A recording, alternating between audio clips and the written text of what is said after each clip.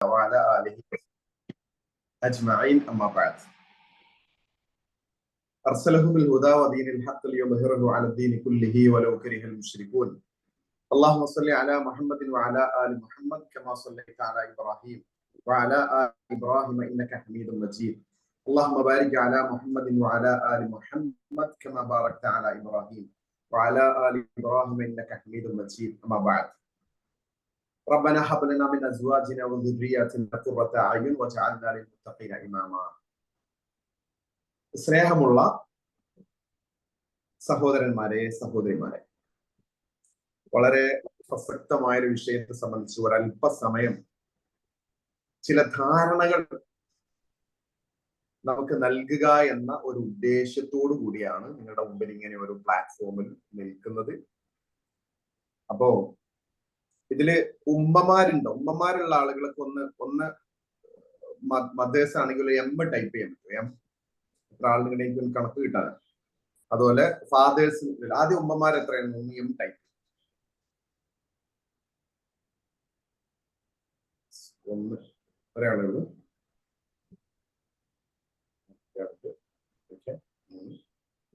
4 5 5 ബാക്കിയൊക്കെ 5 6 7 8 ഒരു പകുതി ഉണ്ടാവില്ല അല്ലെ? ഉള്ളവരൊക്കെ ഒന്ന് ഉമ്മമാരാണെങ്കിലൊക്കെ ഒന്ന് ടൈപ്പ് ചെയ്യണം. എം ടൈപ്പ് ചെയ്യണം.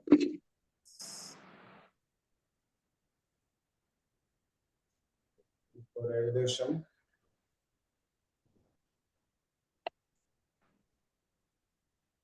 ഫാദേഴ്സ് ഇപ്പൊ ടൈപ്പ് ചെയ്യരുത്, കാരണം ഉമ്മമാരെ കിട്ടി കഴിഞ്ഞാൽ ബാക്കി ഫാദേഴ്സ് ഉപ്പമാർ എത്ര ഉണ്ട് എന്നുള്ളത് എനിക്കൊരു ഐഡിയ കിട്ടും. ഓക്കെ. അപ്പോ ഒരു ഏകദേശം പകുതിയോളം വരുന്ന 40 ആളുകൾ 10-20ഓളം ആളുകൾ ഉമ്മമാരുണ്ട്, ബാക്കി ഉപ്പമാരോളം ഞാൻ മനസ്സിലാക്കണം. ഏതായിരുന്നാലും നമ്മള് ഒരു ഇസ്ലാമിക് പാരന്റിങ് എന്നുള്ളത് സത്യം പറഞ്ഞു കഴിഞ്ഞാൽ ഈ പാരന്റിങ് എന്നുള്ള വേർഡ്സ് കടന്നു വരുന്നത് നമുക്കറിയാം. അത് ഈ പുതിയ കാലഘട്ടത്തിലാണ് ഏറ്റവും കൂടുതൽ യൂസ് ചെയ്ത് തുടങ്ങിയത്.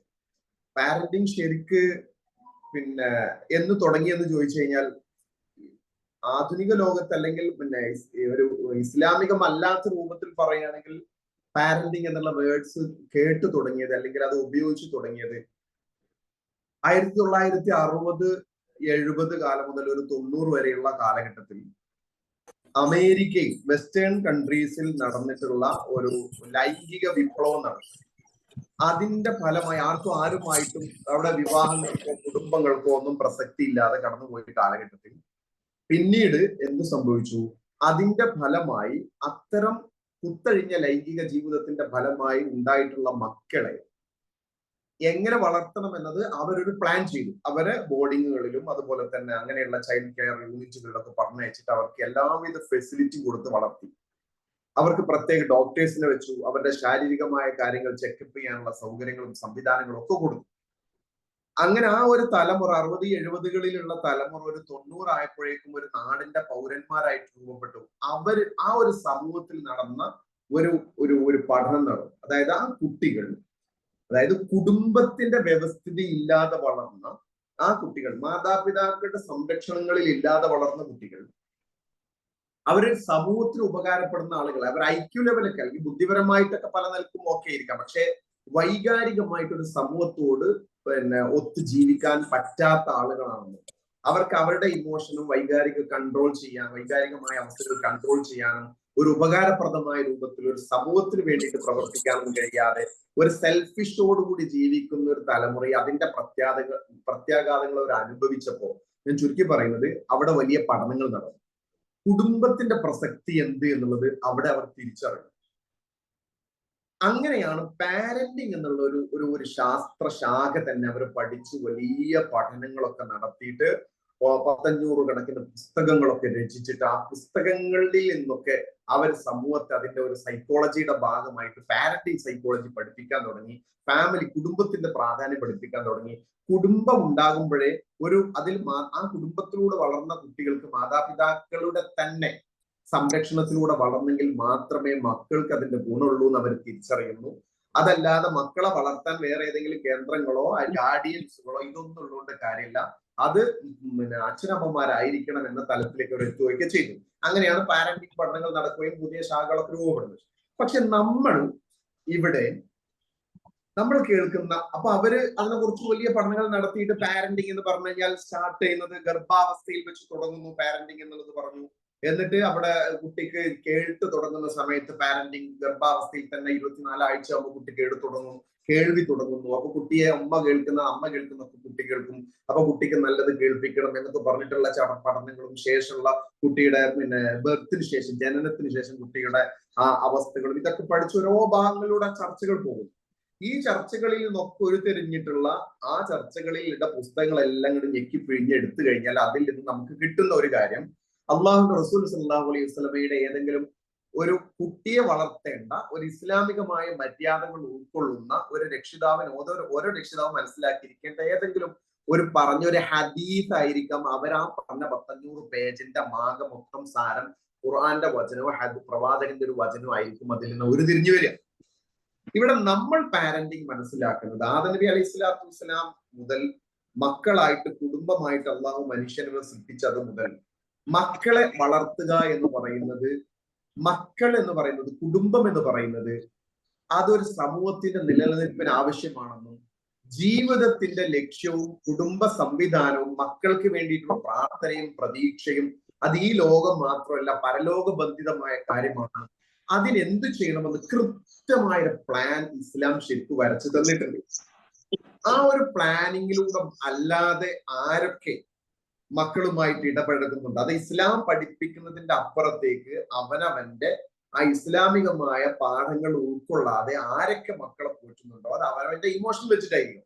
അതിൻ്റെതായ ഫലം ആ മാതാപിതാക്കൾ മക്കളിൽ നിന്ന് അനുഭവിക്കേണ്ടി വരും.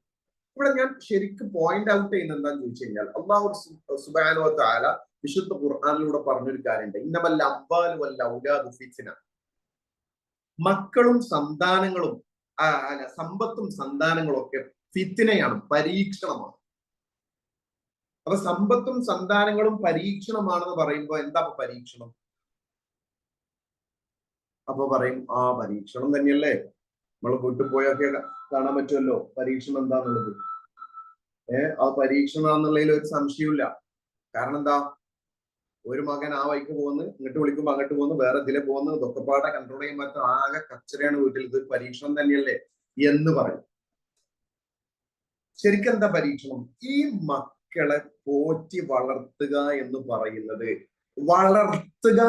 എത്ര വയസ്സ് വരെ, ടീനേജ് വരെ കുട്ടികളെ വളർത്തുക എന്ന് പറയുന്നത് ഓരോ മാതാപിതാവിനും ഏൽപ്പിച്ചിട്ടുള്ള ഒരു മസ്ഊലിയത്താണ്, ഉത്തരവാദിത്തമാണ്. അതൊരു പരീക്ഷണമാണ്. ആ ഉത്തരവാദിത്തം കുട്ടിക്ക് ചോറ് വാങ്ങി കൊടുക്കുക, അല്ലെങ്കിൽ കുട്ടിക്ക് ഭക്ഷണം കൊടുക്കുക, അല്ലെങ്കിൽ കുട്ടിക്ക് വസ്ത്രം കൊടുക്കുക, കുട്ടിക്ക് പണം കൊടുക്കുക, കുട്ടിന്റെ ആവശ്യങ്ങൾ, ഫിസിക്കൽ നീഡ്സുകളൊക്കെ നിർവഹിച്ചു കൊടുക്കുക എന്നതിലല്ല എന്ത് ചെയ്യുന്നത്, ആ പരീക്ഷണം ഒതുങ്ങി നിൽക്കുന്നത്.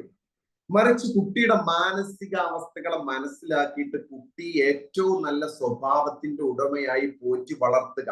അതിനെന്താ ചെയ്യേണ്ടത്?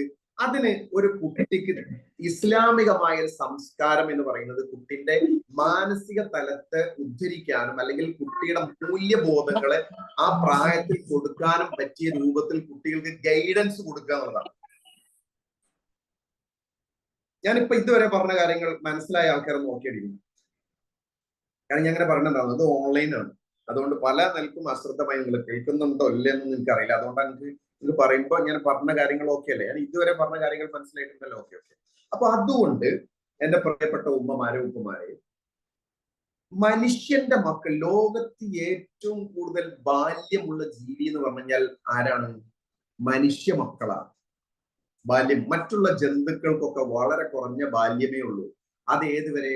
സസ്തനി, 6000-ഓളം വരുന്ന സസ്തനികൾ ലോകത്തുണ്ട്, മുലയൂട്ടി വളർത്തുന്ന ജീവികൾ.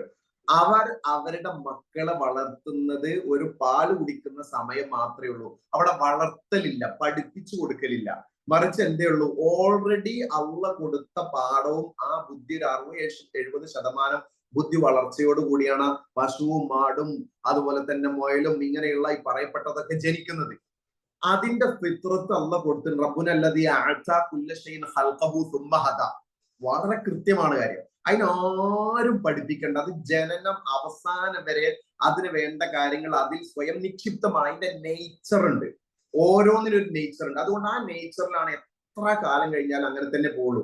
അതുകൊണ്ട് ജീവികൾക്കിടയിൽ പ്രത്യേകിച്ച് നിയമത്തിന്റെ ആവശ്യമല്ല, ഓൾറെഡി ഡിഫോൾട്ടാണ്, അത് ഉള്ളിലുണ്ട്. അതുകൊണ്ട് നിങ്ങൾ എവിടെയും കേട്ടുന്നോ, കാട്ടിലോ ജീവികൾക്കിടയിലോ കച്ചറ, കൊലപാതകങ്ങൾ, ആക്രമണങ്ങൾ, അരാജകത്വങ്ങൾ നിങ്ങൾ എവിടെയും കേട്ടുന്നോ? ഒന്നുമില്ല. അത് ആദിനബിന്റെ കാലഘട്ടത്തിൽ ഉണ്ടായിരുന്ന കാക്കയും ഇന്ന് നമ്മൾ കാണുന്ന കാക്കയൊക്കെ ഒരേ പ്രകൃതം തന്നെയാണ്. അന്നുണ്ടാക്കി അതേ കൂടെ തന്നെയാണ് ആ കാക്കകളും താവഴിയുണ്ട്. അതൊന്നും കണ്ടു പഠിക്കുന്നതോ കേട്ട് പഠിക്കുന്നതായ കാര്യങ്ങളൊന്നും എന്തില്ല, പിന്നെ അതിലില്ല. എല്ലാം എന്താണ്, എല്ലാ കാര്യങ്ങളും അതിന്റെ പ്രകൃതിയിൽ നിലീനമായിട്ടുള്ള നിക്ഷിപ്തമായത് വെച്ചിട്ട് അതങ്ങനെ ജനിച്ച് അതിന്റെ ജൈവിക ചക്രം കടന്നു പോകുന്നു. പക്ഷെ മനുഷ്യൻ അങ്ങനെയല്ല. മനുഷ്യൻ എന്ന് പറഞ്ഞാൽ മനുഷ്യൻ ജനിക്കുന്നത് തന്നെ അവന്റെ ബുദ്ധി എന്ന് പറയുന്നത് ആകെ തലച്ചോറ് 330-40 ഗ്രാമേ തലച്ചോറും തൂക്കുള്ളൂ. ജനിക്കുമ്പോ ഒന്നും പഠിക്കാതെയാണ് മനുഷ്യൻ ജനിക്കുന്നത്. പിന്നീട് ഓരോന്നും പഠിച്ചെടുക്കുകയാണ്. തലച്ചോറ് ഏറ്റവും അധികം തലച്ചോറ് വളർച്ചയാണ് മനുഷ്യന്റെ സ്വഭാവത്തിനും മനുഷ്യന് കാണുന്നതും കേൾക്കുന്നതൊക്കെ ഈ ഒരു ബ്രെയിനിന്റെ സ്കില്ലുടൻ ആ തലച്ചോറിനകത്തേക്ക് ഒന്ന് മ്യൂട്ട് ചെയ്യണേ. തലച്ചോറിനകത്തേക്ക് കണ്ടും കേട്ടും, മൈദീൻ കുട്ടി ഒന്ന് മ്യൂട്ട് ചെയ്യണേ.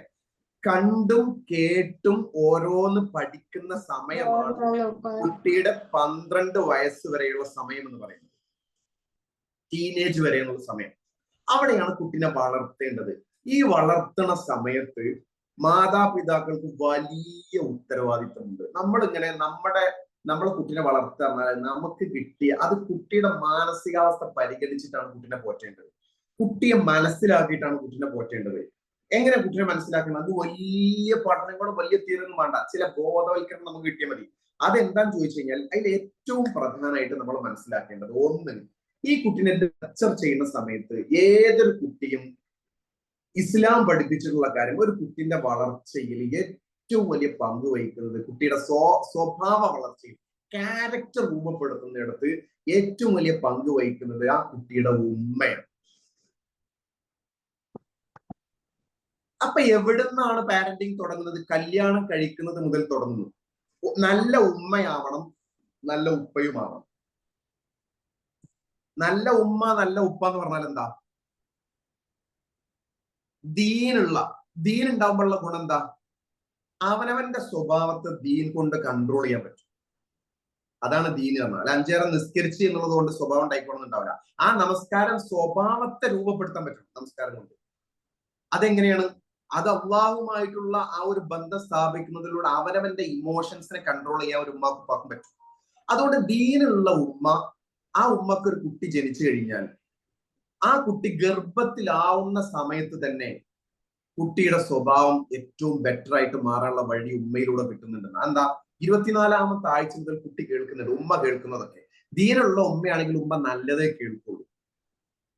ഉമ്മയുടെ ഇമോഷൻ, വൈകാരിക തലം ഏറ്റവും കാം ആൻഡ് ക്വയറ്റ് ആവണം. ദീനുള്ള ഉമ്മ മാത്രമായിട്ട് കാര്യമില്ല, അവിടെ ആ ഉമ്മാന്റെ ഭർത്താവ്, ആ കുട്ടിയുടെ ഉപ്പയും കൂടി അവിടെ ഉണ്ടെങ്കിൽ, ആ ഉപ്പ കൂടി ദീനുണ്ടെങ്കിലാണ് ഉമ്മാന്റെ മാനസികാവസ്ഥ കൂടി റെഡി ആവുള്ളൂ. അപ്പൊ ഭാര്യയും ഭർത്താവും ദീനുണ്ടായിരിക്കണം. ഭാര്യയ്ക്കും ഭർത്താവിനും ദീനില്ലെങ്കിൽ കുട്ടി ഗർഭത്തിലായിരിക്കുന്ന സമയത്ത് ഭർത്താവ് തന്റെ വൃത്തികേടുകൾ പറയാ, ചീത്ത പറയാ, വഴക്കിട, ഉമ്മയുടെ മാനസികാവസ്ഥയെ പരിഗണിക്കാത്ത, കുട്ടി ഇങ്ങനെ തന്റെ കുഞ്ഞ് ഗർഭത്തിൽ വളർന്നുകൊണ്ടിരിക്കുന്നു എന്ന് അറിയാത്ത പിതാവിന്റെ ഇമോഷൻ ആർക്ക് കൊടുക്കും? ഉമ്മാക്കും. ഉമ്മ അതുകൊണ്ട് പ്രയാസവും ബുദ്ധിമുട്ടും അതുകൊണ്ട് വഴക്കും കേട്ട് കഴിഞ്ഞാൽ ഇതെല്ലാം ആരെ എഫക്ട് ചെയ്യും? ഈ കുട്ടി എഫക്ട് ചെയ്യും. കാരണം കുട്ടി ഇത് കേട്ടുകൊണ്ടിരിക്കുന്നുണ്ട്.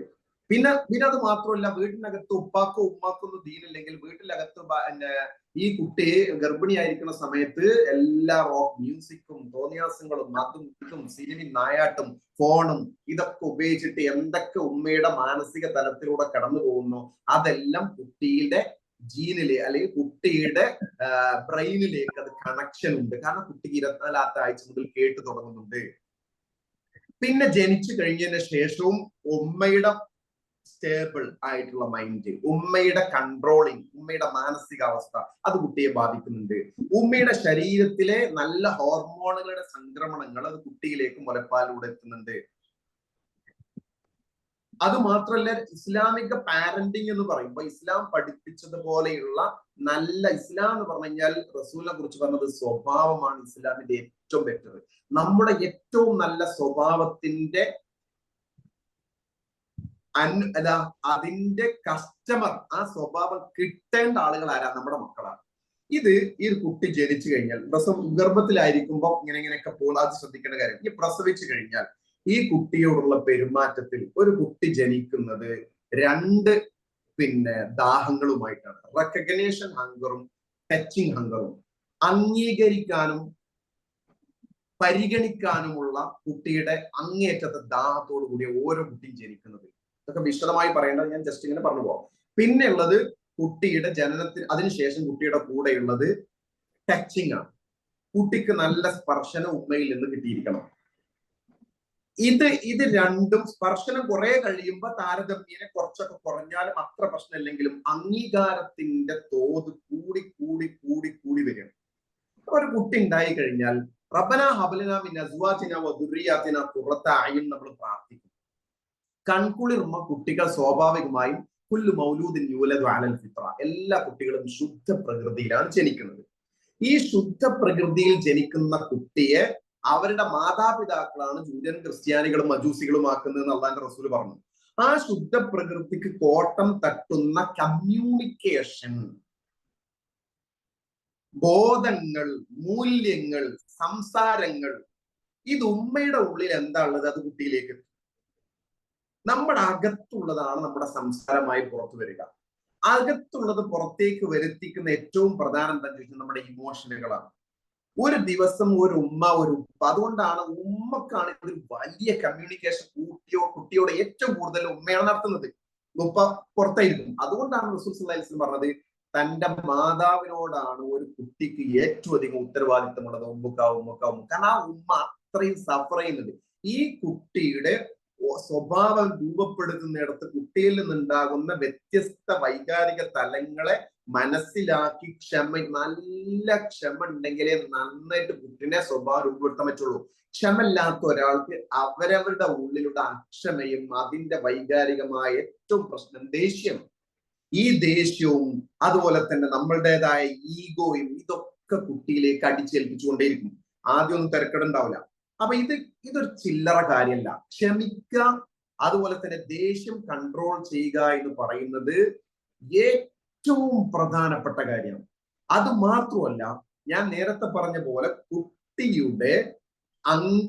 കിട്ടേണ്ട അംഗീകാരത്തെ ഒരു ദിവസം കുട്ടിക്ക് ഭക്ഷണം 2-3 ദിവസം കൊടുക്കാതിരുന്നാൽ കുട്ടി പട്ടിണി കിടന്ന് ക്ഷീണിച്ചു പോകും. അതെല്ലാവർക്കും അറിയാം. നിരന്തരമായി ഭക്ഷണം കഴിക്കാൻ നമ്മൾ പ്രേരിപ്പിച്ചുകൊണ്ടിരിക്കുന്നുണ്ട്.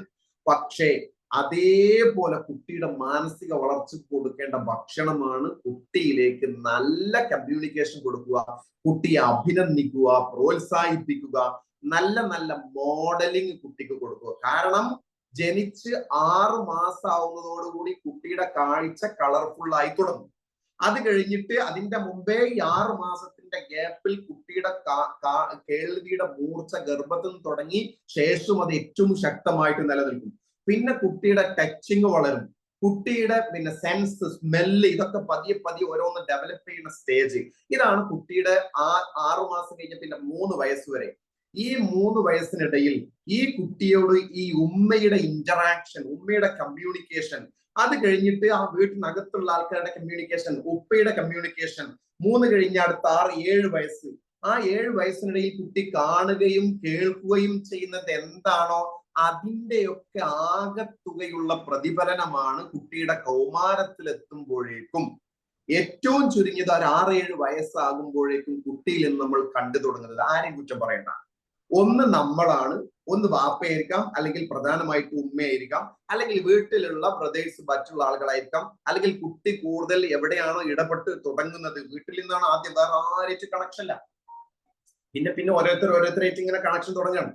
അങ്ങനെ അവിടെ ഒരു ഉമ്മാക്ക്, അവിടെയാണ് ഞാൻ പറയുന്നത് ഉമ്മമാരുടെ റോൾ. അതുകൊണ്ടാണ് റസൂൽ പറഞ്ഞത് ഉമ്മമാർ നല്ല ക്ഷമയോടുകൂടി നടത്തുമ്പോഴേ അവർക്ക് അതിന്റെ ആ കടപ്പാട് തന്നെ അവരോട് അതുകൊണ്ടാക്കാൻ പറഞ്ഞത്. അത്രയും വലിയൊരു കുല്ലുക്കും റാഇൻ അലാ കുല്ലിക്കും റാഇൻ വകുല്ലുക്കും മസ്ഊലൻ അൻ റഅയത്തി, അതൊരു ഉത്തരവാദിത്തമാണ്. അവനവനെ കൺട്രോൾ ചെയ്യാന്ന് പറയുന്നത്. ഇതെന്താ കുട്ടികളോടുള്ള പെരുമാറ്റം എങ്ങനെയാണ്? ഒന്ന്, നമ്മൾ പലപ്പോഴും ഉണ്ടാകുക നമുക്ക് ദേഷ്യം. എന്താ ദേഷ്യം? ചെറുപ്പത്തിലൊന്നും കുഴപ്പമില്ല, കുട്ടി എന്താണ്, കുട്ടി നല്ല അടിപൊളിയാണ്, കാരണം കൺകുളിർമയുണ്ട്, കാണുമ്പോ ചിരിക്കുന്നുണ്ട്, നമുക്ക് കുട്ടിനെ കാണുമ്പോ തന്നെ സന്തോഷം വരുന്നുണ്ട്, എല്ലാം ഒക്കെയാണ്. പക്ഷെ കുട്ടി കേട്ട് കേട്ട് കേട്ട് പതിയെ നമ്മളായിട്ട് കമ്മ്യൂണിക്കേറ്റ് ചെയ്യാൻ തുടങ്ങുമ്പോ അത് ഒരു 2-3 വയസ്സൊക്കെ ആവുമ്പോൾ കുട്ടിനോട് നമ്മൾ ഇങ്ങനെ ഓരോ കാര്യങ്ങൾ കുറെയൊക്കെ ശ്രദ്ധിക്കും. പക്ഷെ കുട്ടിയെ കൂടുതൽ പരിഗണിച്ചും ശ്രദ്ധിച്ചും അഭിനന്ദിച്ചും ഒരു 1.5-2 വയസ്സാകുമ്പോൾ കുട്ടി അവനവന്റെ ആക്ടിവിറ്റി നമ്മളെ മുമ്പിൽ വെച്ചിട്ട് ഇങ്ങനെ കാണിക്കാനുള്ള ത്വരയായിരിക്കും. അപ്പൊ കുട്ടിക്ക് നമ്മൾ സമയം കൊടുക്കണം, അത് കണ്ട് കേട്ട് എന്നറിയാം. അപ്പോഴേ അവന്റെ ആ ദാഹം തീരുള്ളൂ. അവന്റെ ആ മാനസികമായ ദാഹങ്ങളെ തീർക്കാൻ ഉമ്മാക്കും ഉപ്പാക്കും അതാത് സമയങ്ങളിൽ കഴിയണം. കുട്ടിയുടെ ആ ദാഹമാണ് അംഗീകരിക്കാനും പരിഗണിക്കാനും അറ്റൻഷൻ, അഫെക്ഷൻ, അപ്രീസിയേഷൻ, ഇത് മൂന്നും കുട്ടി കിട്ടണം. അഭിനന്ദനം കിട്ടണം, സ്നേഹം കിട്ടണം, അതുപോലെ തന്നെ ശ്രദ്ധ കൊടുക്കണം കുട്ടിക്ക്. ഇത് കൊടുക്കാതിരിക്കുമ്പോഴാണ് കുട്ടിയുടെ വളർച്ചയിൽ പ്രശ്നങ്ങൾ ഉണ്ടാകുന്നത്. റസൂൽ സല്ലല്ലാഹു അലൈഹി വസല്ലമ എത്ര കൃത്യമായിട്ടാണ് ഇതൊക്കെ നടപ്പിലാക്കിയത്. തന്റെ മക്കളായ പേരക്കുട്ടികളായ ഹസൻ, ഹുസൈൻ റിപ്പോർട്ട് ചെയ്യപ്പെട്ട നമുക്ക് കാണാൻ പറ്റും. നബി സല്ലല്ലാഹു അലൈഹി വസല്ലമക്ക് അവരോട് നബി കാണിച്ച വളരെ മനോഹരമായ പെരുമാറ്റം, അവരോട് മാത്രമല്ല കാണുന്ന കുട്ടികളോടൊക്കെ, പ്രത്യേകിച്ചും കൂടുതൽ ഇന്ററാക്ഷൻ അവരായിട്ടായിരുന്നു, കാരണം അവരാണ് വീട്ടിലുള്ളത്. അവർക്ക് നബി കൊടുത്ത സ്വാതന്ത്ര്യം, ആ സ്വാതന്ത്ര്യത്തിന് ദീൻ അവർക്ക് തടസ്സമായി. നബിയിലേക്ക് വല്ലിപ്പയിലേക്ക് കടന്നു വരാൻ, വല്ലിപ്പയിട്ട് കമ്മ്യൂണിക്കേറ്റ് ചെയ്യാൻ ഹസനും ഹുസൈനും ഇസ്ലാം ദീൻ തടസ്സായിട്ടില്ല, ദീനിന്റെ ഇബാദത്ത് തടസ്സായിട്ടില്ല. പ്രസംഗിച്ചു കൊണ്ടിരിക്കുന്ന പ്രവാചകന്റെ അടുക്കിലേക്ക് കാണാൻ ഹസനും ഹുസൈനും വരുമ്പോ മിമ്പറിൽ നിന്ന് ഇറങ്ങി അവരെ എടുത്തു കൊണ്ടുപോകുന്ന റസൂൽ, ഞാൻ പ്രസംഗിക്കുകയാണെന്ന് പോടുന്നെന്ന് റസൂൽ പറഞ്ഞിട്ടില്ല. കമ്മ്യൂണിക്കേഷൻ ക്ലിയർ ആക്കിയിട്ടുണ്ട്. അത് മാത്രമല്ല, നിസ്കരിച്ചു കൊണ്ടിരിക്കുമ്പോ പുറത്ത് കയറിയിരിക്കുന്ന ഹസനും ഹുസൈനും അവരെ വലിച്ചിട്ടിട്ട് നിസ്കാരം നബി തുടർന്നിട്ടില്ല. അവര് സ്വമേധയായി ഇറങ്ങട്ടെ, എന്നിട്ട് എണീറ്റാൽ മതി. നിസ്കാരം അവർക്ക് ഞാനുമായിട്ടുള്ള ബന്ധത്തിന് അവർക്കൊരു പ്രയാസം ഉണ്ടാക്കുന്ന അവസ്ഥ വരരുത്. അപ്പൊ അതുകൊണ്ട് അവരെന്ത് പഠിക്കുന്നു? നിസ്കരിക്കുമ്പോ ദീനിയായ കാര്യങ്ങൾ ചെയ്യുമ്പോഴും അല്ലാത്തപ്പോഴും ഒക്കെ വല്ലിപ്പ് അടിപൊളിയാണ്, കാരണം വല്ലിപ്പനായിട്ട് അപ്രോച്ച് ചെയ്യാൻ പറ്റും. ദീന് ആ അപ്രോച്ചിങ്ങിന് ഒരു തടസ്സമല്ല. ഇനി നമ്മളൊന്ന് ആലോചിച്ച് നോക്കൂ, നമ്മൾ സീരിയസ് ആയിട്ട് പ്രത്യേകിച്ച് ദീനുമായിട്ട് എത്രയാണ് ഒരു കുട്ടിക്ക് കണക്ഷൻ കൊടുക്കുന്നുള്ള ഒരു പാഠാ റസൂൽ കൊടുക്കുന്നത്. നബി ഓരോന്ന് കാണിച്ചു കൊടുക്കുന്നു, നബി അവരുടെ കൂടെ കളിക്കുന്നു, സമയം ചെലവഴിക്കുന്നു. ഇത്രയും തിരക്കുള്ള റസൂൽ കുട്ടികളുടെ കൂടെ സമയം ചെലവഴിക്കുന്നു. ഒന്നും എടുക്കുമ്പോൾ പോലും വായിലേക്ക് കൊപ്പിളിച്ചിട്ട് ആ വെള്ളം കൊണ്ട് ഇങ്ങനെ അങ്ങോട്ടും ഇങ്ങോട്ടും തുപ്പി കളിക്കുന്നു കുട്ടികളുടെ കൂടെ. അവരുടെ ഇമോഷൻസ് പങ്കുവെക്കാൻ അവസരം കൊടുക്കുന്നു, അവരെ കേൾക്കുന്നു. ഇതിലും വലിയൊരു പാരന്റിങ് എവിടുന്നാണ്? അവരെ കൂട്ടി കൊണ്ടുപോയി സഹാബത്തിന്റെ മുമ്പിൽ വെച്ച് റസൂല് പ്രാർത്ഥിക്കുകയാണ്, ഇത് എന്റെ മക്കളാണ്, അല്ലാഹുവേ ഞാൻ ഇവരെ സ്നേഹിക്കുന്നു. സഹാബികളോട് പറയുന്നു, നിങ്ങളും ഇവരെ സ്നേഹിക്കണം.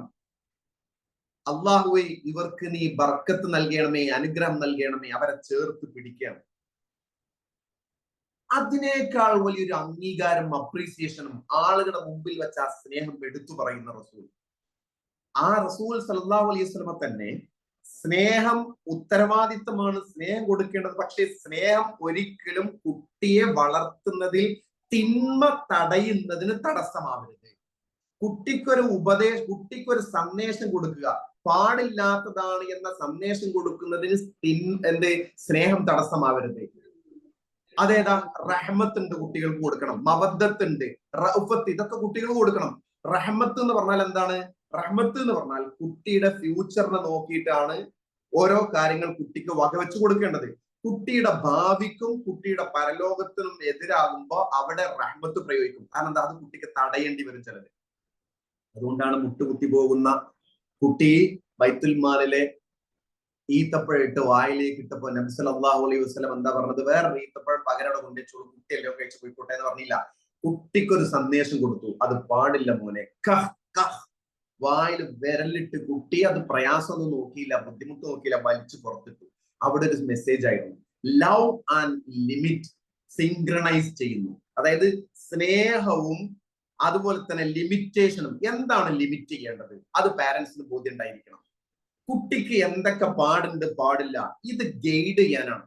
കുട്ടിയുടെ അറിവില്ലായ്മ കുട്ടിക്ക് ഉണ്ടാവും. എന്തും ആഗ്രഹിക്കും. ചില ആഗ്രഹങ്ങൾ കുട്ടികൾക്ക് തടസ്സമായിരിക്കും. ചിലത് കുട്ടികൾക്ക് കൊടുക്കേണ്ടത് കുട്ടിക്ക് ആവശ്യമുണ്ടാവില്ല. അന്ന് വിചാരിച്ചിട്ട് ഇത് കൊടുക്കാതിരിക്കരുത്. കുട്ടിക്ക് ഡോക്ടർ പറയുന്നത് ഇഞ്ചക്ഷൻ കൊടുക്കണം, എന്നിട്ട് കുട്ടിക്ക് അത് വേദനയാണ്, കുട്ടി പറയും വേണ്ട എന്ന് വിചാരിച്ചിട്ട് ഒരു പാരന്റ് എന്റെ കുട്ടിക്ക് ഇഞ്ചക്ഷൻ വേണ്ട എന്ന് പറഞ്ഞത് കുട്ടിയോടുള്ള ഗുണമാണോ ദോഷമാണോ? ഭൗതികമായി നോക്കു ദോഷമാണ്. ഇതേപോലെ കുട്ടിയുടെ ധാർമ്മിക മൂല്യത്തിന് തടസ്സമാകുന്ന സ്വഭാവം കുട്ടിയിൽ കണ്ടാൽ അതിനെ കൃത്യമായിട്ട് ലിമിറ്റ് ചെയ്യാൻ പാരന്റിന് കഴിയണം. അതൊരിക്കലും എന്തല്ല, കുട്ടിയോടുള്ള ഈർഷ്യതയും വെറുപ്പല്ല. അത് കുട്ടിക്ക് അങ്ങനെ തോന്നരുത്. ഇവിടെ നമ്മൾ എന്താ ചെയ്യല്? ഇനി നമ്മളൊന്ന് ആലോചിച്ചു. നമ്മൾ പൊതുവെ ചെയ്യലെന്ന് വെച്ചാൽ അവനവന്റെ ഇമോഷൻ വെച്ചിട്ടാണ് കുട്ടിനോട് പെരുമാറുന്നത്. കുട്ടി ഒരു കുറച്ചൊക്കെ വളർന്ന് വലുതായി കുറെ കഴിയുമ്പോ കുട്ടി ഓരോ കാര്യങ്ങൾ നമ്മൾ ലിമിറ്റ് ചെയ്യാൻ തുടങ്ങും. എന്താണ് നമുക്കുള്ള ലിമിറ്റേഷൻ? അത് വേണ്ട, ഇത് വേണ്ട. കുട്ടിക്ക് ലിമിറ്റ് ചെയ്യുന്നത് കുട്ടിക്ക് സ്വാതന്ത്ര്യം കൊടുത്തിട്ടായിരിക്കണം. ആ ലിമിറ്റേഷൻ കുട്ടിയുടെ ഗുണവും ദോഷവും നോക്കിയിട്ടായിരിക്കണം. ഈ ഗുണവും ദോഷവും നോക്കാതെ ഇന്റെ സ്വാതന്ത്ര്യം, ഇന്റെ ആഗ്രഹം, അവനവന്റെ ഇഷ്ടം, ഇത് കുട്ടിയുടെ മേൽ നിങ്ങൾ അടിച്ചേൽപ്പിക്കരുത്. നിങ്ങൾ ഈഗോ പ്രവർത്തിക്കേണ്ട കുട്ടിയുടെ, എന്റെ ഉമ്മമാരോട് ഞാൻ പ്രത്യേകിച്ച് പറയാണ്, നിങ്ങളുടെ ഈഗോ കുട്ടിയുടെ മേൽ എന്റെ കുട്ടിയല്ലേ ഞാൻ പറഞ്ഞ കേൾക്കണം. അവർ ചിലപ്പോ കേൾക്കാതിരിക്കാം. പക്ഷെ അവർക്ക് ചോയ്സ് കൊടുക്കണം. അവൾ ഇന്ന് ഇഷ്ടപ്പെട്ട, അവർക്ക് അനുവദിക്കപ്പെട്ട കാര്യങ്ങളിൽ ചോയ്സ് കുട്ടികൾക്ക് കൊടുക്കണം. അത് ഇസ്ലാം തന്നെ നമുക്ക് അനുവദിച്ചു തന്നതാണ്. നിങ്ങൾക്ക് അനുവദിക്കപ്പെട്ടതിൽ ചോയ്സ് ഉണ്ട്. ഏതും എളുപ്പമുള്ളത് സ്വീകരിക്കാം. അപ്പൊ കുട്ടിയുടെ എളുപ്പം തീരുമാനിക്കുന്നത് കുട്ടിയാണ്, നമ്മളല്ല. ഇവിടെ നമ്മൾ പറയണം അത് ഇടണ്ട, ഇതിടണം, അങ്ങനെ പോണ്ട, ഇങ്ങോട്ട് പോണ്ട. ഇത് നമ്മൾ ഇങ്ങനെയുള്ള പാരന്റിങ് അവനവന്റെ ഈഗോ വെച്ച്. പിന്നെയോ നന്മയും തിന്മയും നമ്മളുടെ മാനസികാവസ്ഥ വെച്ച് തീരുമാനിക്കാം. ഒരു സമയത്ത് കുട്ടിക്ക് എന്തോ ഒരു വൃത്തികെട്ട സംഗതി ഫോണിലൂടെ കാണാൻ, വൃത്തികെട്ടാൽ എന്തെങ്കിലും സിനിമയോ ആവശ്യമുള്ളതാ എന്തോ ആയിരിക്കും. ഒരു സമയത്ത് സ്ട്രിക്റ്റ് ആയിട്ട് പറയുന്നത് കാണരുത്, പാടില്ല. അപ്പൊ എന്താണ്, ഭയങ്കര ചൂടാവുന്നു. എന്നിട്ട് ചെയ്യും. കുറച്ച് കഴിഞ്ഞ് നമ്മൾ ഹാപ്പി ആവുമ്പോ കുറച്ചേരം കണ്ടോ എന്ന് പറഞ്ഞാൽ അതല്ല പാരന്റ്. നോ എന്നും നോ ആണ്. അത് ഒരു ദിവസം രാവിലെ നോ യെസ് ആവുന്നു, പിറ്റത്തെ ദിവസം നോ ആവുന്നു. മാറ്റാൻ പാടില്ല. ഇസ്ലാമികമായ കാര്യങ്ങൾ വെച്ചിട്ടാണ് അവിടെ നോ പറയുന്നത്. പിന്നെ ഭൗതികമായ കാര്യങ്ങൾക്ക് നമുക്ക് കുട്ടിയുടെ അവസ്ഥക്കനുസരിച്ചാണ് അത് ഫ്യൂച്ചറിൽ കുട്ടിക്ക് ദോഷം ചെയ്യണം അല്ലോ നമ്മളെ തീരുമാനിക്കുന്നത്. കാരണം കുട്ടിക്ക് അത് തീരുമാനിക്കാനുള്ള പ്രായമായിട്ടില്ല. അപ്പൊ അതുകൊണ്ട് തന്നെ ആദ്യത്തെ 3 വയസ്സ് എന്ന് പറയുന്നത് കുട്ടി കണ്ടുവരികയാണ്. ആ കാഴ്ചയിൽ നമ്മളെയാണ് കുട്ടി കാണുന്നത്. നമ്മുടെ ബോഡി ലാംഗ്വേജ് കുട്ടി കാണുന്നു. നമ്മുടെ കമ്മ്യൂണിക്കേഷൻ എങ്ങനെയാണ് കുട്ടി കാണുന്നു. നമ്മളെ കുട്ടിക്ക് ഒരാളോടും റെസ്പെക്ട് ഇല്ലെങ്കിൽ, നമ്മളെ കുട്ടി ഒരാളുമായിട്ടും കമ്മ്യൂണിക്കേറ്റ് ചെയ്യുന്നില്ല, ഒരാളോട് കൈകൊടുത്ത് സംസാരിക്കുന്നില്ല, ഒരാളെ കാണുമ്പോൾ മുഖത്തേക്ക് നോക്കുന്നില്ല, സ്കൂളിൽ പോയി കഴിഞ്ഞാൽ ടീച്ചേഴ്സിനെ റെസ്പെക്ട് ചെയ്യുന്നില്ല, ഒരു വിരുന്നുകാർ വന്നു കഴിഞ്ഞാൽ വിരുന്നുകാരായിട്ട് സംസാരിക്കുന്നില്ല. ഉത്തരവാദി കുട്ടിയാണോ നിങ്ങളാണോ? നിങ്ങളാണ്, നമ്മളാണ്. കാരണം എന്താ? നമ്മൾ ഇത് കുട്ടിക്ക് കാണിച്ചു കൊടുത്തിട്ടില്ല. കുട്ടി കണ്ടു വളരും. നമ്മൾ കാണിച്ചു കൊടുക്കുന്നത് കുട്ടി ചെയ്യും, നമ്മൾ പറയുന്നത് കുട്ടി പറയും. അങ്ങനെ ഒരു പ്രത്യേക ഇംപ്രിന്റിങ് സ്റ്റേജ് കുട്ടിക്ക് അള്ള കൊടുത്തിട്ടുണ്ട്. ഇത് കണ്ട് പഠിക്കാൻ വേണ്ടിയിട്ട്. അവിടെ നമ്മളെ കണ്ട് കുട്ടി പഠിച്ചു. അല്ലെങ്കിൽ നമ്മളെ കുട്ടിക്ക് പഠിക്കേണ്ടത് എങ്ങനെയെന്ന് കാണിച്ചു കൊടുത്തിട്ടില്ല. ഒരാളെ ബഹുമാനിക്കേണ്ടത് എങ്ങനെയെന്ന് നമ്മൾ കാണിച്ചു കൊടുത്തില്ല. കാരണം നമ്മൾ എന്നെ ഭാര്യയും ഭർത്താവും ബഹുമാനിക്കാറില്ല. ഭാര്യക്ക് ഭർത്താവിന് ബഹുമാനമില്ല, ഭർത്താവിന് ഭാര്യയും ബഹുമാനമില്ല. ഇനി മനസ്സിലുണ്ടെങ്കിലും അത് പ്രകടിപ്പിക്കാറില്ല. പ്രകടിപ്പിച്ച് കുട്ടി കാണണം എങ്ങനെ ഒരാളോട് പെരുമാറണം. ഇത് വേറെ എവിടൊന്നും പഠിപ്പിക്കൂല. ഇത് വേറെ ബഹുമാനം പഠിപ്പിക്കാൻ വേണ്ടി വേറെ കോഴ്സൊന്നും ചേരില്ല. അത് നമ്മൾ പഠിപ്പിച്ചു കൊടുക്കണം. നമ്മൾ പഠിപ്പിക്കാതെ നമ്മളില്ല നേരം അവരവന്റെ ദേഷ്യം ഉള്ളിൽ വെച്ചിട്ട് മറ്റേ ആ കുട്ടിന്റെ പ്രശ്നം എന്നിട്ട് ഈ കുട്ടി എന്തെങ്കിലും കാര്യം ഒന്നാണ് പൊയ്ക്കാൻ മാറിയുന്നത്, ആണ് ചെക്ക പൊയ്ക്കാവുന്നു, ഇങ്ങോട്ട് മാറിയുന്നത്, എല്ലാം നെഗറ്റീവുകൾ കൊടുക്കാൻ. നോ നോ നോ നോ, അത് പറ്റൂല, അത് പറ്റൂല, ഇത് പറ്റൂല, അങ്ങോട്ട് മാറി ഇങ്ങോട്ട് മാറി നിൽക്ക്, ഇവിടെ തൊള്ളം കാട്ടി നിൽക്കല്ലേ. നമ്മുടെ വാക്കുകൾ ഇങ്ങനെ ശരം പോലെ നെഗറ്റിവിറ്റി കിട്ടുക. കുട്ടിനെ അംഗീകരിക്കുന്ന ഒരു വാക്കുകൾ, അവൻ ചെയ്തതിന് എപ്പോഴെങ്കിലും കൊല്ലത്തിലൊരിക്കലോ മാസത്തിലൊരിക്കലോ അടിപൊളിയായിട്ട് പറഞ്ഞിട്ട് കാര്യമില്ല. ഭക്ഷണം പോലെ പ്രധാനമാണ് ഓരോ ദിവസവും കുട്ടിക്ക് പോസിറ്റീവ് കമ്മ്യൂണിക്കേഷൻ. നിങ്ങളൊന്ന് ആലോചിച്ച് നോക്കി, നമ്മുടെ കുട്ടിക്ക് നമ്മൾ കൊടുത്തിട്ടുണ്ടോ? കുട്ടിക്ക് ആത്മവിശ്വാസം നമ്മൾ കൊടുത്തിട്ടുണ്ടോ? നമ്മളെടുത്ത് അല്ലെങ്കിൽ വേറെ അടുത്തുന്ന കുട്ടി കിട്ടേണ്ടത് ഇതൊന്നും കിട്ടാതെ കുട്ടി അനക്കത് പറ്റൂല, ഈ ചെയ്യണ്ട, ഇങ്ങോട്ട് മാറിയുന്ന, അങ്ങനെ കുട്ടിന്റെ ആത്മവിശ്വാസം തകർത്ത് കുട്ടിക്ക് ഒരു മോഡലിംഗ് റോൾ മോഡൽ ആവേണ്ട നമ്മളിൽ നിന്ന് ഒരു മോഡൽ കിട്ടിയിട്ടില്ല. കാരണം നമ്മൾ ഈ അഗ്രസീവ് ആണ്. വീട്ടിൽ എന്ന ചാടിക്കുരക്കലും, ബാപ്പയാണെങ്കിലോ ഉമ്മാനോട് എന്തെങ്കിലും കാണാതെ അപ്പൊ ഇട്ട് ചാടിയിട്ട് അതെവിടെ ഇതെവിടെ, ഈ അലർച്ചയാണ് ആര് കേൾക്കുന്നത്? കുട്ടി കേൾക്കുന്നത്. അപ്പൊ കുട്ടി പഠിക്കും ഇങ്ങനെയാണ് പെരുമാറേണ്ടത്, ചാടിക്കുരക്കണം. ആ കുട്ടി അവസാനം ഒരു ടീനേജിൽ എത്തുമ്പോ അവൾക്ക് ഇഷ്ടപ്പെടാത്ത കാണുമ്പോ ഇതേപോലെ ചാടിക്കുരക്കും, ഇതേപോലെ പെരുമാറും, ഒരു സംശയവും വേണ്ട. അതുകൊണ്ട് എനിക്ക് ആദ്യം നിങ്ങളോട് പറയേണ്ടത് വളരെ പ്രധാനപ്പെട്ട ഒരു പോയിന്റാണ് നമ്മുടെ കമ്മ്യൂണിക്കേഷൻ, ആശയവിനിമയം. അത് വളരെ എന്തായിരിക്കണം? പൊളൈറ്റ് ആയിരിക്കും. പൊളൈറ്റ് എന്ന് പറഞ്ഞാൽ ഒന്നുകൂടി പറയുന്നത് വെച്ചാൽ വളരെ സ്നേഹത്തോടു കൂടി, ഒരു വേണ്ട എന്ന് പറയുന്ന പോലും നമ്മൾ സ്ട്രോങ്ങിൽ പറയുകയാണെങ്കിൽ ആ പറച്ചില് കുട്ടിയെ തകർക്കുന്ന, കുട്ടിയുടെ വ്യക്തിത്വം പൊളിക്കുന്ന, വ്യക്തിത്വം നശിപ്പിക്കുന്ന വേണ്ട എന്നല്ല പറയേണ്ടത്. നമ്മൾ സ്ട്രോങ് ആയിട്ട് നിൽക്കുന്നു, കുട്ടിയെ മനസ്സിലാക്കാവുന്ന, കുട്ടിക്ക് ദേഷ്യം പിടിപ്പിക്കാവുന്ന രൂപത്തിലല്ല പറയേണ്ടത്. നമ്മുടെ ഉപദേശത്തിന്റെ രീതി എന്താണ്?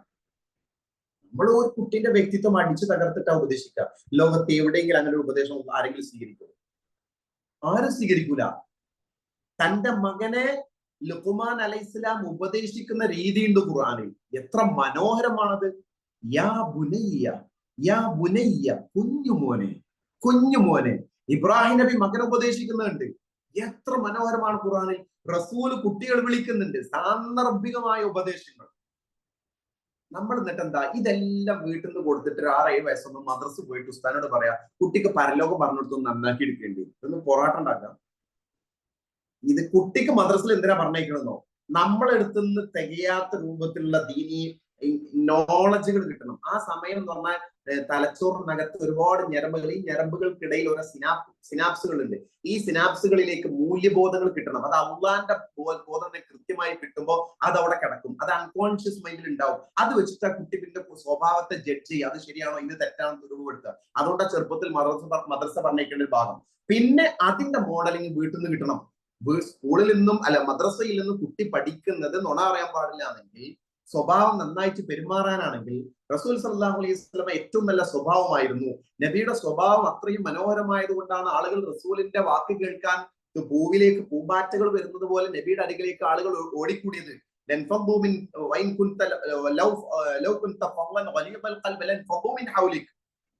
പരുഷമുള്ള ഹൃദയം, നമ്മുടെ സംസാരം ഇങ്ങനെ ഇടുത്തിടിക്കുന്ന രൂപത്തിലുള്ള എന്താ പറയാ വിമർശിക്കുന്ന, കുറ്റപ്പെടുത്തുന്ന ഇത് നബിയിൽ നിന്നുണ്ടായിട്ടില്ല.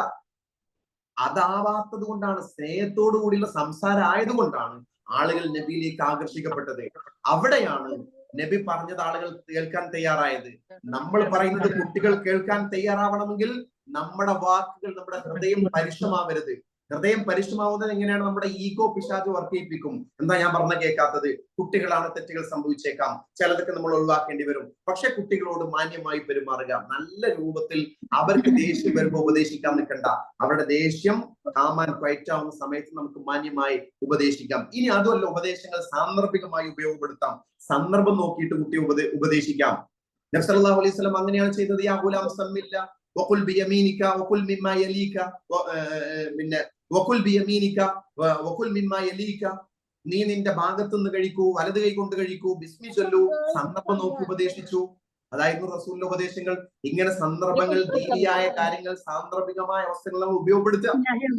അങ്ങനെ ഉപയോഗപ്പെടുത്തിയിട്ട് നമ്മുടെ കുട്ടികൾക്ക് ഞാൻ എന്റെ വാക്കുകൾ അവസാനിപ്പിക്കുകയാണ്. ഏറ്റവും എനിക്ക് ആദ്യം അവസാനമായിട്ട് പറയുന്നത്, നമ്മളൊന്ന് നമ്മുടെ ദേശം ഒന്ന് നിയന്ത്രിക്കണം. ഈ ദേശം ഇപ്പൊ നമ്മൾ കേൾക്കാനൊക്കെ ഓക്കെ ആയിരിക്കും, ഇതൊക്കെ സംഗതി ശരിയാണ്, നിങ്ങൾ പറഞ്ഞത് കറക്റ്റാണ് എന്നൊക്കെ പറഞ്ഞു പോയിട്ട് വീട്ടിലെത്തുമ്പോ നമുക്കെതിരായ രൂപത്തിൽ കുട്ടി, പ്രത്യേകിച്ച് ഒരു കൗമാരത്തിലേക്ക് എത്തുന്ന കുട്ടികളാവുമ്പോ അവർക്ക് അവരുടെ ഇമോഷൻസ്, പല പ്രശ്നങ്ങളും ഉണ്ടാവും. ആ കൗമാരത്തിൽ എത്തുന്നത് 12 വയസ്സ് ഒരു കുട്ടിയുടെ ക്യാരക്ടർ രൂപപ്പെട്ട് കഴിഞ്ഞു. ആ ക്യാരക്ടർ എന്തിനടിസ്ഥാനം രൂപപ്പെട്ടത്? നമ്മുടെ കമ്മ്യൂണിക്കേഷൻ വഴിയാണ്.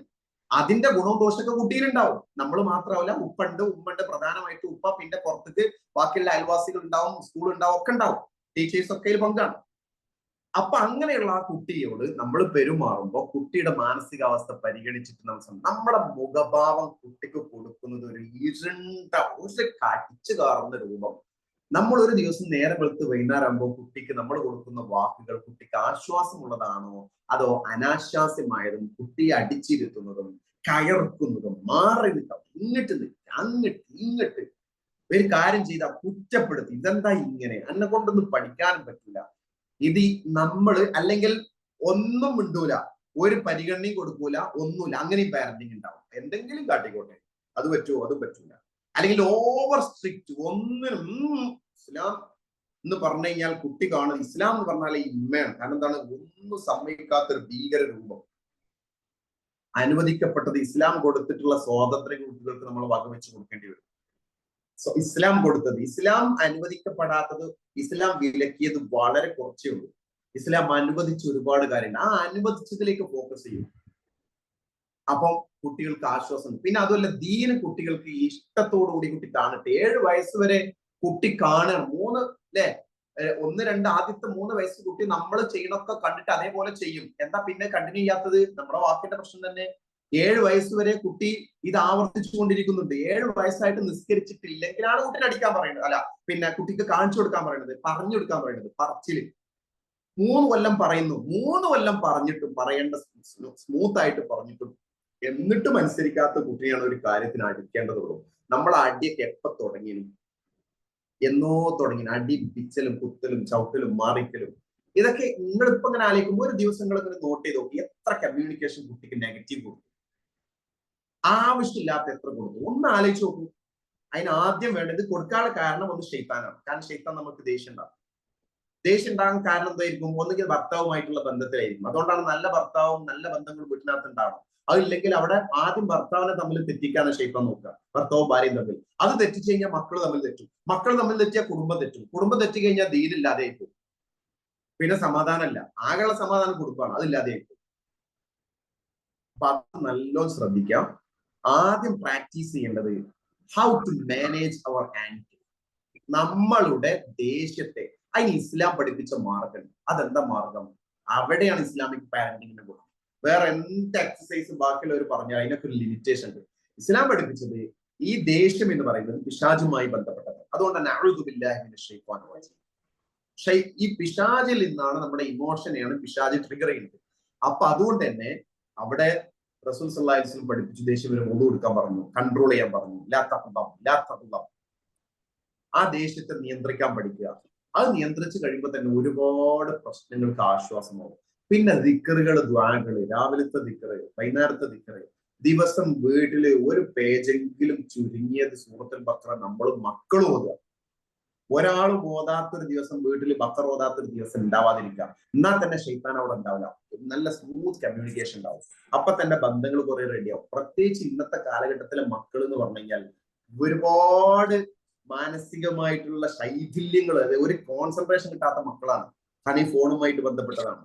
ഇവിടെയൊക്കെ നമ്മൾ പഠിക്കേണ്ട ഒരു ഭാഗമാണ്. ഏതായിരുന്നാലും ഞാൻ അവസാനിപ്പിക്കുകയാണ്. നമ്മൾ എന്ത് ചെയ്യുക? വളരെ ശ്രദ്ധാപൂർവം വാക്കുകൾ ഉപയോഗിക്കുക. ഓരോ വാക്കിനും ഒരു ഊർജ്ജം. ആ ഊർജ്ജം നെഗറ്റീവ് ഉണ്ടാവും, പോസിറ്റീവ് ഉണ്ടാവും. നമ്മുടെ വാക്കിന് പോസിറ്റീവ് ഊർജ്ജമാണ് കുട്ടി കൊടുക്കേണ്ടത്. അഭിനന്ദനമാണ് വേണ്ടത്, അംഗീകാരമാണ് വേണ്ടത്. ഈ അംഗീകാരം മരിക്കണവരെ കിട്ടിക്കൊണ്ടിരിക്കണം. അത് നിങ്ങളായാലും ഞാനായാലും അതന്നെ. നമ്മൾ അംഗീകരിക്കാതെ എവിടുന്ന് കിട്ടണം? കിട്ടേണ്ടിടത്തും കിട്ടണം. നാട്ടുകാർ മുഴുവൻ അംഗീകരിക്കണമെന്നൊന്നുമില്ല. വീട്ടിൽ നിന്നാണ് നമ്മളെ കുട്ടിക്ക് ഏറ്റവും വലിയ അംഗീകാരം കിട്ടേണ്ടത്. എന്നിട്ട് സ്കൂളിൽ നിന്ന് കിട്ടിയിട്ട് കാര്യമുള്ളൂ. അവിടുന്ന് ഇവിടുന്ന് ഒക്കെ എല്ലാം അംഗീകാരം കിട്ടും. വീട്ടിൽ നിന്ന് എത്തിക്കഴിഞ്ഞാൽ പുച്ഛാണെങ്കിൽ പിന്നെ എന്താ? ആ ഇതൊക്കെ പിന്നെ ഉള്ളു, ഇതൊന്നും പോരട്ടോ എന്നാണെങ്കിൽ എന്ത് ഫലം അതിനുള്ളത്? അപ്പൊ നല്ലോണം ശ്രദ്ധിക്കാം. അത് പിന്നെ ഉമ്മമാര് ശ്രദ്ധിക്കുക. ഉമ്മമാരെ ദേഷ്യം പിടിപ്പിക്കുന്ന രൂപത്തിലുള്ള കമ്മ്യൂണിക്കേഷൻ ഇല്ലാതിരിക്കുക. അവരെ ഏറ്റവും സ്മൂത്ത് ആയിട്ട് പെരുമാറുക. അവിടെ ഉപ്പമാരും ക്ഷമിക്കേണ്ടി വരും. ക്ഷമ. അപ്പൊ ക്ഷമ, അതാണ് ഇന്നല്ലാഹു മഅ സ്വാബിരീൻ എന്ന് പറഞ്ഞത്. നല്ല ക്ഷമിക്കുന്നവരുടെ കൂടെയാണ്. ക്ഷമ പറഞ്ഞാൽ ചില്ലറ കാര്യമല്ല. ഡേ ടു ഡേയില്, പ്രത്യേകിച്ച് പാരന്റിംഗിൽ ക്ഷമ അത്രയും പ്രധാനമാണ്. കാരണം നിങ്ങളെ ഈഗോനെ അടിച്ചിരുത്താതെ ക്ഷമിക്കാൻ നമുക്ക് പറ്റൂല. അതിന് പടച്ചോനായിട്ടുള്ള ഒരു ബന്ധം ഉണ്ടാക്കിയെടുക്കുമ്പോൾ അപ്പോഴേ അതിനുള്ള സാധ്യമാവും. അല്ലാഹു സുബ്ഹാനഹു വ തആല അങ്ങനെയുള്ള നല്ലൊരു പാരന്റിംഗ് നയിക്കാൻ നമുക്കൊക്കെ തൗഫീഖ് പ്രദാനം ചെയ്യുമാറാവട്ടെ. വാഖിറു ദഅവാന അൽഹംദുലില്ലാഹി റബ്ബിൽ ആലമീൻ. അസ്സലാമു അലൈക്കും വറഹ്മത്തുള്ളാഹി വബറകാതുഹു. എന്തെങ്കിലും ക്വസ്റ്റ്യൻ ഉണ്ടെങ്കിൽ നിങ്ങൾക്ക് ചോദിക്കാൻ വേണ്ടപ്പെട്ട ഇതിലുണ്ടെങ്കിൽ ചോദിക്കാം, അല്ലെങ്കിൽ നമുക്ക് അവസാനിപ്പിക്കാം.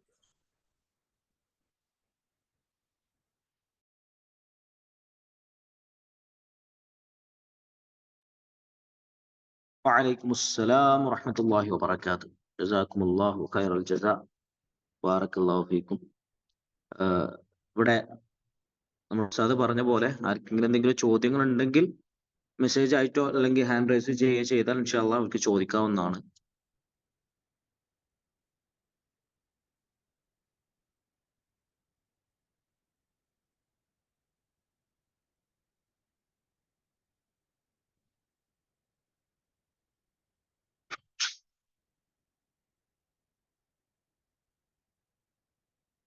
ഓക്കെ.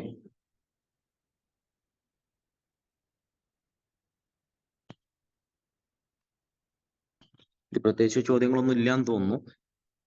സോ അൽഹംദുലില്ലാ, വളരെ ഫ്രൂട്ട്ഫുൾ ആയിട്ടുള്ള ഒരു സെഷനാണ് നമുക്കിപ്പോൾ ഇവിടെ കിട്ടിയത്. പലപ്പോഴും ജീവിതം അങ്ങനെ മുന്നോട്ട് പോയിക്കൊണ്ടിരിക്കുമ്പോൾ നമ്മൾ മറന്നുപോയ, ശ്രദ്ധിക്കാതെ അവഗണിക്കപ്പെടുന്നതായിട്ടുള്ള വിഷയങ്ങൾ, അത് ഈ രൂപത്തിലുള്ള ഓർമ്മിപ്പിക്കലുകൾ, ഉത്ബോധനങ്ങൾ നമുക്ക് ഒരുപാട് ഉപകാരപ്പെടും. ഒന്ന് തിരിഞ്ഞു നോക്കാൻ, അതുപോലെ തന്നെ ഈ പറഞ്ഞ കാര്യങ്ങളൊന്നും ഞാൻ ശ്രദ്ധിച്ചിട്ടില്ലായിരുന്നല്ലോ എന്ന ഒരു ഓർമ്മപ്പെടുത്തൽ. അല്ലാഹു സുബ്ഹാനഹു വ തആല പറഞ്ഞ പോലെ വദക്കിർ ഫഇന്ന ദിക്റ തൻഫഉൽ മുഅ്മിനീൻ. നിങ്ങൾ അങ്ങോട്ടും ഇങ്ങോട്ടും ഓർമ്മിപ്പിച്ചുകൊണ്ടിരിക്കുമ്പോൾ ആ ഓർമ്മിപ്പിക്കൽ അത് സത്യവിശ്വാസികൾക്ക് ഉപകാരം ചെയ്യുമെന്ന് അല്ലാഹു സുബ്ഹാനഹു വ തആല പറഞ്ഞ പോലെ, സത്യം പറഞ്ഞ മക്കളുള്ള എല്ലാവർക്കും ഒരു ഓർമ്മപ്പെടുത്തലാണ് ഇന്ന് നമ്മുടെ ബഹുമാനപ്പെട്ട ഉസ്താദ് അബ്ദുസ്സലാം സ്വലാഹി നമുക്ക് നൽകിയിട്ടുള്ളത്.